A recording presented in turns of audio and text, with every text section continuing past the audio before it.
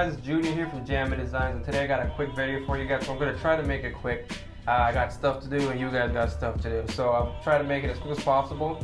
But today I'm finally going to be doing the comparison between the B6D from Team Associated and the 22 3.0 from TLR.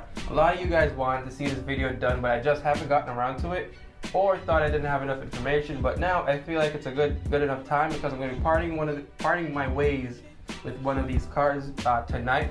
So I thought this would be the best time to do it. So I love both of these cars. These cars, to me, in my opinion, are not for exactly the same people. They're fitted for different driving styles, and I'll talk about that soon in the video, so you guys understand what I mean. But I have information here mostly on the B6D, not much on the TLR, because I built two of them now and I think I can just refer off on top of my head. But yeah, I have reference points, and I'm going to be scoring these cars in 12 categories from 1 to 10, and I'll give you guys a total, and I'll be keeping you guys informed in the top corner of the screen so you guys can see the scores as well in real time. And also I'll show you guys some lap times and differences between the cars. So let me get into the video and what I think about both cars. So I'll talk about the negatives of the B6D first, and I'll get into the 22 later on, because there's not that much to talk about. So the build on this was kind of all over the place, and there's good things to it, there's bad things to it, and it kind of threw me a few curveballs as well along the way. A few of those issues being missing screws in one, the parts being all over the place, extra screws in some places. But the screw differences all over the place kind of, justifies itself, because they do give you a specific bag where you get washers, screws, and clips and stuff like that. So they give you an extra bag of stuff, which a lot of kits don't do, so I can't beat them too much on that. But another thing I did notice, which was kind of disappointing, because it hasn't happened to me on any build or any of the associated builds either, because I just haven't had it. And what it is that I noticed that the B6D tends to have softer plastic. And I use my drill to do all my work and build all my kits. Never stripped any screws, beside once when I was learning how to use it. And after that, a year consistently, I've never stripped a screw. And building this, I stripped a few, because I realized the plastics just aren't as durable. And you might say that's my fault, but drilling in screws, you tend to have a point where you feel like it's stopped and you can let go, or you'll hear the clutch in the drill start to click around. But on this, I noticed that it didn't do either of those things. It just went in and kept on going until it spun out, so you wouldn't even know when it stopped. So I tried that, and then I said, all right, let me try doing it by hand. And same result, not exactly all over the place, but I think 3 to 4 times it happened. And I thought I'd do it by hand, and it stripped out by hand. So I don't know what's going on there. Hopefully Associated will figure that out, or maybe it's just a fluke with my kit, because it's kind of one of the more first generation of this kit. So maybe they've made changes along the way, because I haven't heard much about it, so I thought it was strange. But yeah, that's about it as much as I'll bash. Oh, and also another thing, I don't know why exactly Associated gave me a car that had half of the turnbuckles bent. Yeah, I'm not sure why. I love the fact that they're not black anymore, but they're now shiny and cool looking. But why were they bent? Only 2 of them, I believe, were not bent. A few not so much, and a few were just kind of completely not straight. And how did I find this out? When I was doing the ball cut builds and trying to screw it in, again using my drill, I just saw it wasn't spinning true. It wasn't straight. It was kind of wobbly, and it didn't look good, or did it feel good. But I tried to straighten them out anyway. They're straight now, but I don't know why they did that. Just thought I'd throw it in there because it's something I noticed, and maybe somebody else did. So I'll talk about the good stuff. I like how they gave us a whole new thing. It doesn't look anything like the B5M series cars, and I think they get good marks on that, because I know a lot of platforms tend to slowly upgrade and upgrade and upgrade the same platform. And you don't necessarily need to do a whole new thing, but I like how Team Associated took a little extra step in developing the car a little bit more. And you now have a lot of little goodies in the box. You don't have to buy it and go out and spend more money besides what you get in the kit. And also, I gotta justify something later on in this video, because I said that. And things I like, you get a lot of little aluminum pieces. I know the old kit used to come with just regular steel. I'm not sure if they were chrome plated, but regular steel shock shafts. Yeah, they were chrome plated. And after like 3-4 races, I'd find myself rebuilding the shocks and having to take the shocks out and put it in like a Dremel and using polishing compound to re-shine the surface. And with these new shock shafts that they give you, the tinitride coated ones, I don't notice that at all. And if I do, it's very, very minute compared to the chrome coated ones. I'm sure they're chrome coated, but TLR has a similar coating. It's a little bit more durable in my opinion, and I like them both. They do their job well, and I don't think you'll change these out, or you'll be changing these out too often. Another thing I noticed with the kit, it's easily adjustable, but I'll save that for later on in the video when I'm talking about the scoring points and why I gave them each score. So let me get right into that. Again, not trying to make this too long for you guys, but so let me just jump right into it without completely explaining everything about it. Oh, also, I missed the point about the TLR kit. I hated the first build, let's say that right there. This is my second kit. I built this specifically because I got this in also, and I thought I wanted the kits to be apples to apples, so I bought a new kit to compare to a new kit, and not an old kit to a new kit. And I haven't noticed much difference. A car, 8-month car versus the 1-month-old car or the 1-week-old car wasn't much different. Just a slight performance increase, obviously, because it's a bit newer, so you're going to get that much increase out of it performance-wise. And it really has the same setup. One new part, which is the brass weight in the back. Both cars have a brass weight in the back. I think the low-C car doesn't need it, but the associated car tends to need it a little bit more. Again, I'll talk about those points later on in the video. But this build was actually pretty awesome versus the one which I hated. And yeah, just thought I'd throw that in there since I talked about this a little bit. So I had to give a little bit of hate to the TLR side. So yeah, let me get into the part where we're going to be talking about the points. Like I said, I have the computer here, so I'm going to be referring a lot of numbers. I'll keep you guys updated right here on the screen. And yeah, so let's get right into it. So yeah, now we're going to score these cars on 12 points, which I've noted carefully and took quite a lot of time making sure I did this fairly and unbiased as possible, as I have no partiality to either companies or either car. But I love them both. They have different reasons to me, and I have to do away with one. So let me get right into it. The first point we're going to be talking about is the build. I'll give you guys a score right off the rip, and I'll talk about it a little bit later. So the build, the TLR, I gave the build a 7 initially. With the new car, I gave the build a 9 because everything seemed to be fitting perfectly. On the old car, everything was pretty much a mess. Things weren't fitting. The parts were kind of tweaked up, and I had to be flexing parts to get it to drill in, and it was just a headache. And this one had perfect fit and finish. This had great fit and finish, and that's why I had to give this a 10 because it was so good the second time around. So I'm assuming that was a first run error, and this is a newer kit, so I have to compare it that way. So I have to give it a grade 10. Not sure why, but I just think it deserved it. And this, I give it an 8. Like I said, the reasons, the build quality issues, and the turnbuckles, which was a big thing for me. And yeah, just a couple of the points that I thought it didn't merit getting a higher score. Well, that is a good score, but so that was just my thoughts. You guys can probably have different opinions and scores. But part 2 is where I looked at the parts quality and looked what had better parts quality. This one was pretty close, actually. The TLR ended up with an 8.5, and this ended up with 8.7. Again, parts quality came down to the turnbuckles, which kind of took away a lot of points from the B6 car because, again, let me just point this out. This is referring to the kits that I got. I had a kit with wonky turnbuckles, so I don't know how you guys have your kits delivered to you in what condition. So the turnbuckles on the B6 are a lot thinner, so I do expect them to be a little bit weaker, and the ones on the TLR are a lot beefier, so they're going to hold up to a lot more power. They're not going to bend, but they're pretty much going to snap, in my opinion, and that was just what I thought.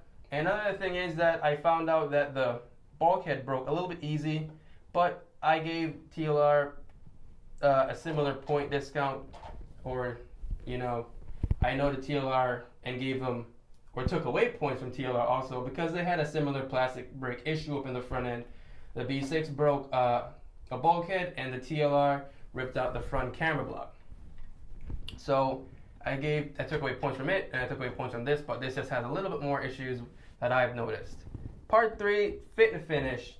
Again, the TLR, the first one that I got, horrible. This would have got the win in that case, but no, I have to compare it to the newer kit that I have, and the fit and finish that I gave this one is a 9. I had the old scores as well.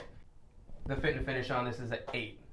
So reason being, again, the whole issue with the turnbuckles and some things not fitting as perfectly, and actually this had pretty good fit and finish.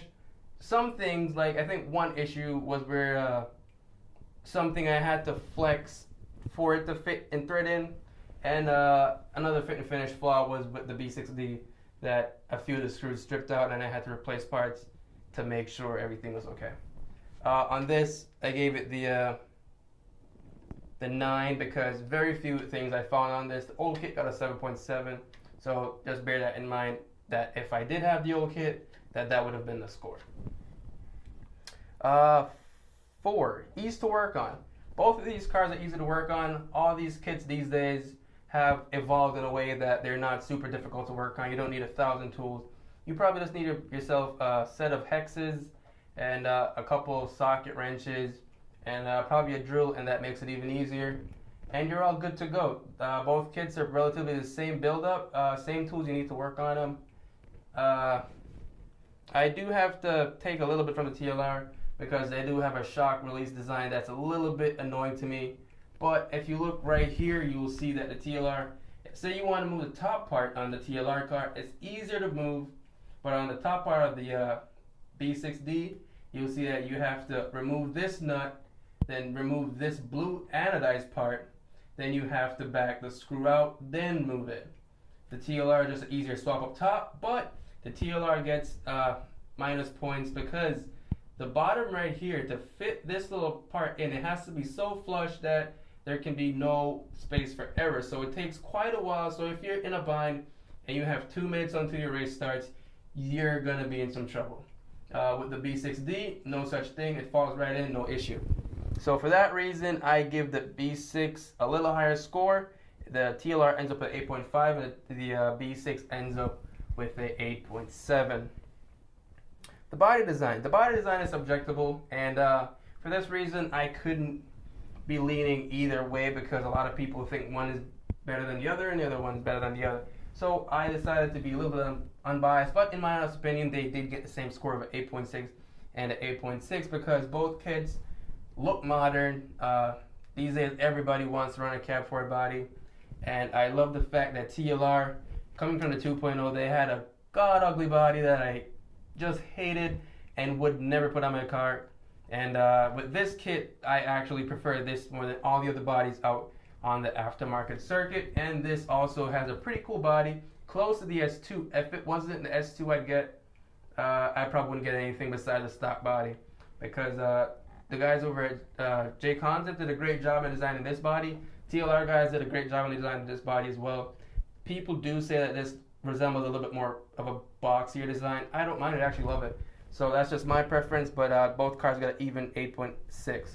Durability on these cars, TLR gets a 9, B6D gets a 8.8. So they're relatively close. I do realize that the B6 has a little bit more issues, such as the bulkhead in cold areas being a little bit more cold. a little bit more fragile, and the rear, right here, has more issues where some people are having the hubs break out, or the hubs breaking out, or the carriers breaking out, and they're having a lot of issues there. It's not exactly a cheapest replacement. TLR had that exact issue. I don't think it was as frequent, but they did fix it and beef up the parts. Hopefully Associated does that soon enough where people don't start to look at it as an extreme negative. Maybe they have. I haven't done the research to find out if they have, so if they did, that's the reason why I didn't say it is. But yeah, that's why I give each one a score of that. And we're now moving on to parts availability.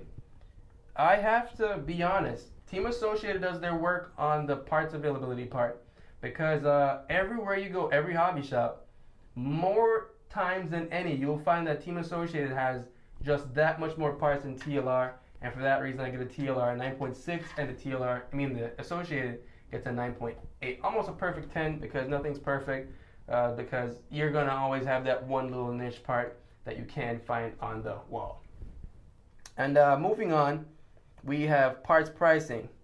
TLR gets a little bit of a knock here. One reason mainly is that a lot of people these days are running higher and higher bike tracks, and they want to try out new setups, not necessarily because they work, but because they want to just try them out. And I think on the B6D, it's a little bit more made for people who are a little bit more on a budget, or who just don't want to spend as much money.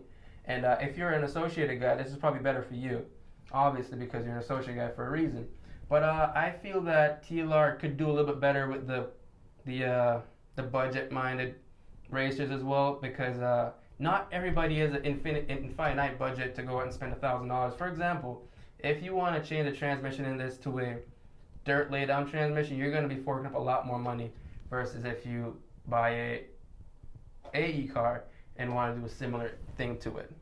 And a lot of people look at you crazy if you do spend the money on the TLR car for doing that type of transmission laydown. And that's why I give the TLR on the parts pricing 7.9, and the AE car gets a 9.4 on that. Drivability out of the box, TLR gets 8.7 and AE gets a 8.3. Reason being, I just feel like almost anybody at any skill level could take the TLR out of the box and do more laps without flipping over as often. Clearly to me, at my track when I was doing it, I beat my TLR fastest lap time in the B6D in a matter of 2 minutes driving the car. And this is just basing off of stock setup, not tuning the cars and all that good stuff, but just off the stock setup, I beat my tuned TLR lap time in a matter of 2 minutes. Loved the car, but I did realize it wasn't as consistent. For this, I feel like it could drive a 7-minute heat and crash way less than this. And for that reason, I'll show you guys a quick comparison. Give me just a second to post up on my phone, and I'll share it on the screen with you guys. I noted both cars on the same night, one after the other in relatively the same heats. Different motor configurations. This is the 13.5, this is the 8.5. This has timing, this doesn't, so they're not too far power-wise. So I'm going to be sharing the lap times and the whole race time with you in a second, and you should be seeing the B6D laps and the 22 3.0 laps. So if you look at my B6D laps, I have that one fast lap at the end of the race, and you can see I'm on a 16 lap pace until the 6th lap. Then I go up to a 17, then I fall back to a 16 and up to a 17, and end strong on a 17 lap pace. On the 22, I start off a little bit slower. I hold a 17 lap pace. Oh, I'm sorry. Okay, I got myself confused. So I'm on an 18 lap pace, drop down to a 17, and go back to an 18. So I have an extra lap on the 22 run. And if you could see, I have a faster lap time on my B6D run, which was a 16.3, and the 22 had a 22.3 had a 16.5. So the B6D to me is unarguably faster of a car, but it does take a little bit more skill, especially handling a modified motor. I think it takes a little bit more skill than I have. So if you're somebody getting back into RC, and your choice is between a B6D and a 22 3.0, I'd either go with a 22 3.0 or save some money save some money in the process and get a B5M and just do it. But if you're dead set on getting the B6D, I would just race stock, because I think it's more successful in stock, and a lot of people are doing way better in stock just because the traction issue is not as prevalent there. And I realize a lot of the factory drivers are running the B6s and B6Ds, and their main points that their cars are getting better is because of traction. You'll see people taking off braces here, getting braces there, if you can see, this car is a little bit demolished right now, but if you can see right here, this car doesn't even have a back brace to the a waterfall brace, I mean, because it just gave us that much more traction. And I find that the TLR car is an easier setup to find, and it works more often, and you don't have to change it as much as a B6D setup. And it took quite a while to find a good setup. I had people who were sponsored from other companies, and I had them working on it, people who were dedicated to setups, and it kind of gave them a little head scratch. And it's just a harder car to find that perfect setup. And I race on a medium bike track, so you guys know.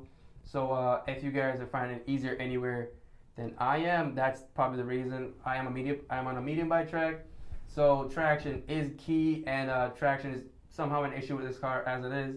So it's even more of an issue when you're not on a high bike surface. So that's my view on that, and yeah, so that's just what I think about it. The drivability, I think that's a huge thing. Like I said, if you're not as skilled for modified class, get a 22 or a B5M. If you want to race the B6D or B6, get a stock motor and go rip it up. But that's it for drivability. I think I rambled on that a little bit. And time for tunability, part 10. Almost done here, guys. So tunability, the B6D ends up with a 9.4, almost a good 10. And the 2230 ends up with a 8.6. Why, you might ask? Again, it comes to an issue where you can test a lot more things on the B6D for less money, because money is actually an issue. A lot of people sometimes message me on Facebook saying that they don't have a ton of money to spend on these cars, and what should I get for the money? Also, you want to look at what you have at your track. That's one thing to consider, the first thing to consider actually, because you want to make sure you have parts for the cars. On the B6D, I find you can spend a lot less money doing a lot more tuning on your car, and that's a good thing to do because you get to understand your car a lot more that way. And on the TLR, that's fine that you spend a little bit more money. For example, this is not exactly apples to apples comparison for parts pricing and all that stuff on the cars, but for example, you want to change the front spring on your TLR and you want to change the front spring on your associated car. You go up to the front and you both want low frequency springs for your cars. You're going to spend $20 with TLR and forcibly buy 5 different sets of springs when you just need one. With the AE car, you're just gonna spend $6 or $5 and buy your one set of springs.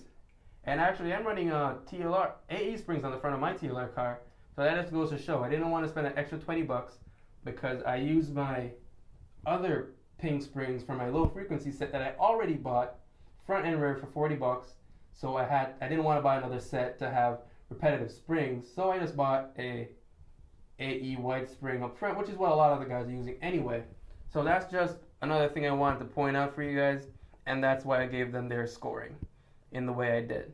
So locality, you're going to see a lot of the drivers, this does refer to drivers only, like part support guys and team driver for support if you're having issues with setups, and you're just going to find a few more AE guys than you were going to find TLR guys. In my opinion, I think TLR is stepping it up a notch with the sponsor support, so you're going to have a few more guys coming soon, but at the moment, I give the TLR guys a 9.8, and the AE guys get a perfect 10, because they're just always out in their numbers, representing, and from what I see, not very much of them are bad. All teams always have that little one guy that's a little bit dodgy at the track and doesn't exactly want to help other new drivers, but you're going to get that either way, but I think that the associated guys do show their class a lot, and the Lotus guys don't fall short either. But for total inbox value, I can't knock either car. I have to give them their fair score. The TLR gets a inbox value of a 9.4, and this gets an inbox value of a 9.3. Reason being, you get just a little less bling, but you do get a lot more of what you need, and you don't get a lot of the little blings, but wait, let me rephrase that. In this car, you don't get as much bling, but you get all of what you need. In this car, you get a lot of bling, but for some reason the value is just not there. You get a lot of cool stuff, but some of them, like the shock shaft, should have been added before, and all that's new for me is kind of the shock tower, which is just bling. It doesn't really add that much performance to your car. Yeah, it does make your car lighter by a couple of grams, but I'm going to talk about that in a second, the weight of the cars, but it really isn't needed, but it's just cool to have. And that's why I get a TLR, just a slight score higher, because I find that on the B6D, I have to spend more money. And one thing actually got me really pissed off initially, because AE doesn't give you any wheels with your car. They sell it $20 cheaper than the TLR kit, but you're gonna spend that extra $20 buying the 2 set of wheels that you get in here for free. So I'm not sure what that was about. I know some guys have like 40 sets of tires glued up already, but not everybody does, and I'm sure that the majority of people who buy this kit will. So that's why the inbox value drops down a little bit, and I feel like to have a perfect setup on the B6D, you're gonna have to do a lot more. When I was at my track, people were telling me to get this, to get this, to get this, to get this, and get that. And it was almost a headache, because you're getting all of this to make this do this and this do that. And soon enough, I see people building their B6Ds into B6s, or building them or reverting them back to B5M setups. And who didn't get a B5M setup would just buy or revert back to their B5M instead of the B6D. So at the end of the day, both of them are great kits. I do see a lot more people running the B6s on dirt versus the B6Ds. That's not exactly a question I know why yet. Haven't done enough research on it. But if I were you and I was looking into a B6 platform, I would look and see why people want to run that B6 a lot more than the B6D. Even the factory drivers are running B6s on dirt if you really look at it. So that's something I would check out if I was interested in either car. So we come to a grand total score in the TLR's favor, not by a huge margin. I actually, when I got this car, I wanted the B6D to be the successor and time to kick this out of the studio, but it just didn't end up in that way. And I have to give the TLR a 9.1. Nothing perfect about it, but it's just that good. And the B6D, like I said, doesn't fall short, but it's just not for me. And it gets an 8.8. So that was my review, guys. Hopefully I got all the points out that I needed to. Here you get a really cool car. It's really updated. It's a lighter car by 100 grams just for the chassis.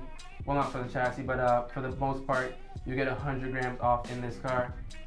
You get a ton of cool goodies. If you want to have a car that looks cool, but it's a little bit harder to drive, but you can manage it, I think this is great for you. If your driving style is a little bit more docile and you want to drive a mod, this is for you. The stock guys, you guys are dominating at my track right now with this, but the modified guys just are having a little bit more trouble sticking onto these. But at the end of the day, they're both great kits. If you have the skill to drive the B6D, I'd represent it over the 22 3.0, because it's just a faster car to me. I've gotten incredible lap times, but trying to make the car more consistent, it just got slower and slower and slower. And I know it's a trade-off that every car has to make, but I just ended up keeping the 22 3.0 still, even though I wanted this to be the new car for me to take on the everyday or every week race or even an annual race. But ended up keeping the 22, and the B6D has to go. So hopefully you guys enjoyed the video. Hopefully I wasn't off about anything. I'm sure you guys are going to scrutinize and tear me apart in the comment section about that, but whatever. I got it done for you guys. You guys asked for it. So I'm off. I got some stuff to do. So stuff to do. So hope you guys enjoyed the video.